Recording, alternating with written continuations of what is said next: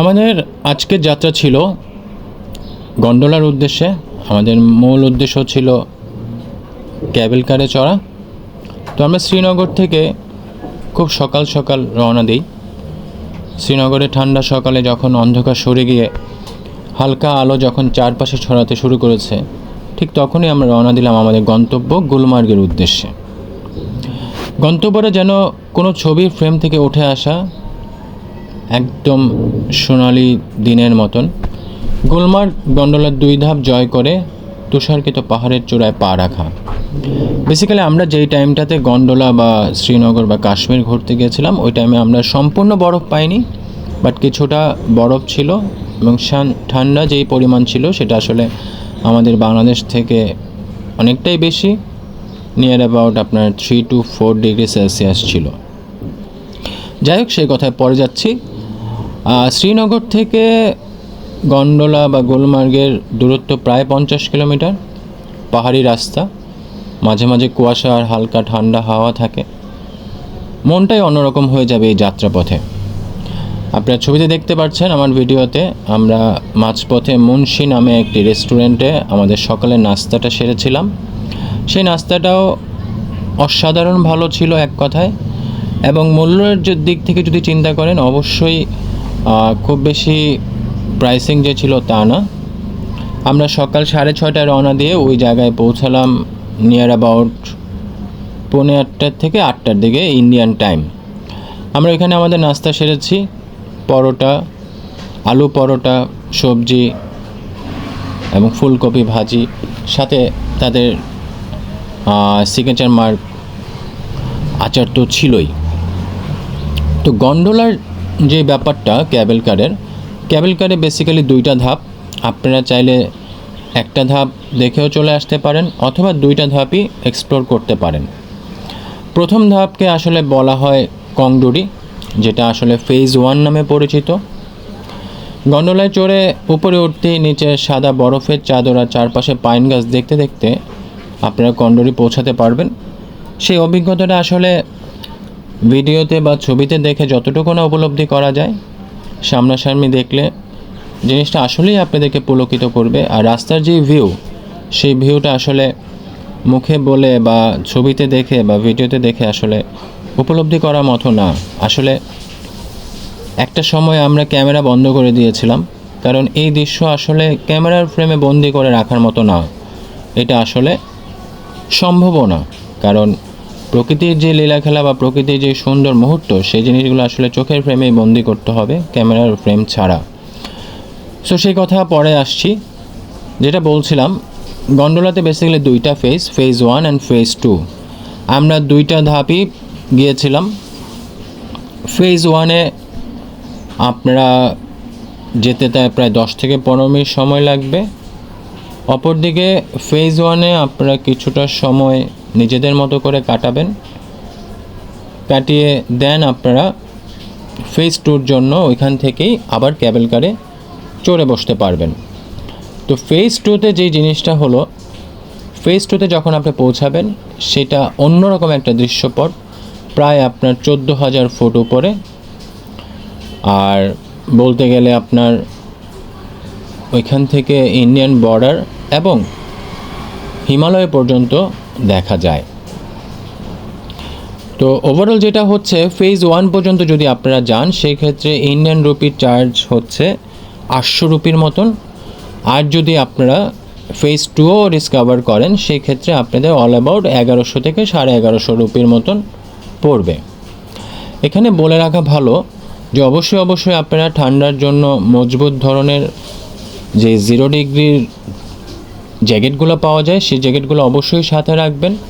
সেটা আসলে আপনাদের ওইখানে যাওয়ার পরে উপলব্ধি হবে যে আসলেই ঠান্ডার জন্য ভালো কিছু জ্যাকেট সাথে নিয়ে আসা দরকার ছিল। তাই এই ভুলটা যেন আমাদের মতন আপনারা না করেন, সেই জন্য আপনাদেরকে বলে রাখা যে অবশ্যই 0 ডিগ্রি যেই জ্যাকেটগুলো আছে সেই জ্যাকেটগুলো নিয়ে যাবেন।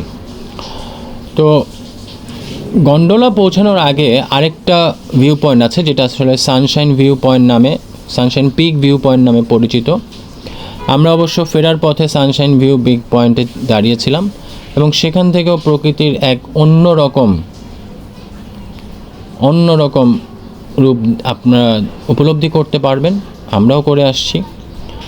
সো ওভারঅল আমরা যখন ফেজ 2 পর্যন্ত যাব তখন 11,500 ফুট উচ্চতায় আপনি দাঁড়িয়ে থাকবেন, যেখান থেকে আসলে প্রকৃতিই আপনারা দেখতে পারবেন। এর বাইরে আসলে পৃথিবীটা যে নর্মাল জীবনের থেকে কতটা সুন্দর, গন্ডোলার ফেজ 2তে না গেলে আপনারা আসলে এটা উপলব্ধি করতে পারবেন না। আর গন্ডোলা যে ক্যাবেল কারগুলো ব্যবহৃত হয়, আপনারা যদি ফ্যামিলি মেম্বার 2 থেকে 3 জন হন, সেই ক্ষেত্রে হয়তো অনেক সময় সেটা শেয়ারিং বেসিসে যেতে হবে। আর 4 জন হলে একটা ক্যাবেল কারই আপনারা উঠতে পারবেন।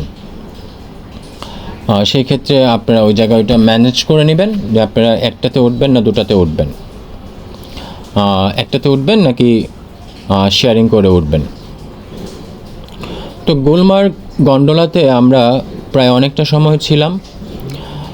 আপনারা যদি একদম পিক সিজন মানে বরফের সিজনে যান, তো গুলমার্গের গন্ডোলার ফার্স্ট ফেজে কিছু কাচের ঘর আছে যেখানে বসে আপনারা কফি খেতে পারবেন।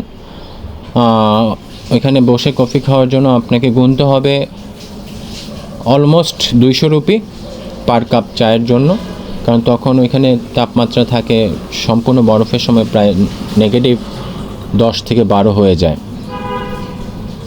সো এই ছিল গন্ডোলা থেকে ফেরার পথে আমরা অ্যাজ ইউজুয়াল আমি আগেই বলে আসছি, আমরা সানশাইন পিক ভিউ পয়েন্টে কিছুটা সময় কাটিয়েছি, যেখান থেকে আসলে আপনি আপনাদের শ্রীনগর বা কাশ্মীর বা যেটাই বলি না কেন আমরা, গুলমার্গের যে অপরূপ সৌন্দর্য সেটা আপনারা এক কথায় এক বাক্যে দেখে আসতে পারবেন। তো আপনারা লাঞ্চে আমি সাজেস্ট করব দুপুরের খাবারটা অবশ্যই গন্ডোলার আশেপাশে, ক্যাবেল কারের আশেপাশে খাবেন না, কারণ এখানে আসলে খাবার ওইরকম খাবারও পাওয়া যায় না, এবং খাবারে যা পাওয়া যায় তাও মূল্যটা অনেক বেশি। তো আমি একটু সংক্ষেপে বলে রাখি, আমাদের ফার্স্ট ফেজ পর্যন্ত যেটা যেতে হয় সেটার নাম হচ্ছে গুলমার্গ টু কংডুরি, এবং দ্বিতীয় ধাপে যদি আপনারা যান সেটা হচ্ছে আপার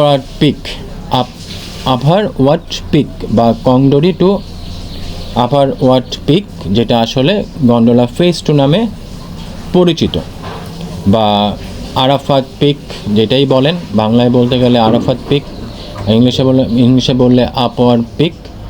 এই অংশে গন্ডোলা অনেক উচ্চতায় ওঠে এবং শুধুই বরফের স্টেশনে যদি যান বরফ আর বরফই দেখতে পারবেন। তো আমরা ফেরার পথে বেসিক্যালি আমাদের লাঞ্চটা করেছিলাম গন্ডোলা থেকে রওনা হয়ে কিছুটা দূর এসে পণ্ডিত হাউস বা পণ্ডিত এক্সোটিক রেস্টুরেন্ট, যেখানে আসলে আপনারা কাশ্মীরের অনেক কিছু পাবেন। ওইখানে প্রাইস অনেক বেশি, কিছু কিনতে পারবেন না বা কেনাটা আসলে খুব একটা যুক্তিসঙ্গত হবে না, আপনারা সেখানে শুধু খাবারটা খাবেন। এটা একটা ফাইন ডাইনিং রেস্টুরেন্ট হিসেবে পরিচিত, দক্ষিণ ভারতীয় সকল ধরনের খাবার পাওয়া যায়, চাইনিজ কন্টিনেন্টালও পাবেন, তবে আমি সাজেস্ট করব ওইখানে আপনারা অবশ্যই সাউথ ইন্ডিয়ান যেই খাবারগুলো আছে সেই খাবারগুলো টেস্ট করবেন। প্রাইস তুলনামূলক শ্রীনগর থেকে কিছুটা বেশি, পাশাপাশি টেস্টটাও কিন্তু তাদের সর্বোচ্চ বেশি। তবে একটা জিনিস খেয়াল রাখবেন যে এখানে আসলে ভেজিটেবল এবং নন ভেজিটেবল দুটাই পাওয়া যায়, তবে ওদের ভেজ খাবারগুলো সবচেয়ে ভালো।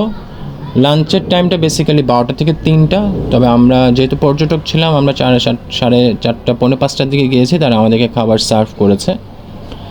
তো পণ্ডিত এক্সোটিক রেস্টুরেন্ট খাওয়া দাওয়ার অপশন অনেক, ভেজ নন ভেজ বিভিন্ন ধরনের খাবার খাওয়া যায়, খরচটা একটু তুলনামূলক বেশি, ওইটা আপনারা একটু খেয়াল রাখবেন। আর যেদিন আপনারা গন্ডোলাতে যাবেন ক্যাবেল কারে, সেই দিন শুধু এই যাত্রাটুকুই আপনারা রাখবেন আপনাদের ডেইলি রুটিনের মধ্যে, কারণ ওইটা কভার করে আসলে শুধুমাত্র শ্রীনগরে এসে কিছু শপিং করতে পারবেন। বিকেল 5:30-6টা থেকে রাতে 9টা-9:30 পর্যন্ত আপনারা শপিংয়ের জন্য ওই দিনটাকে ধরে রাখতে পারেন। সো ওভারঅল গন্ডোলা বা cable car it's an fantastic journey. আপনারা যদি কাশ্মীর যান অবশ্যই গন্ডোলা বা ক্যাবেল কারটা ঘুরে আসবেন। ধন্যবাদ।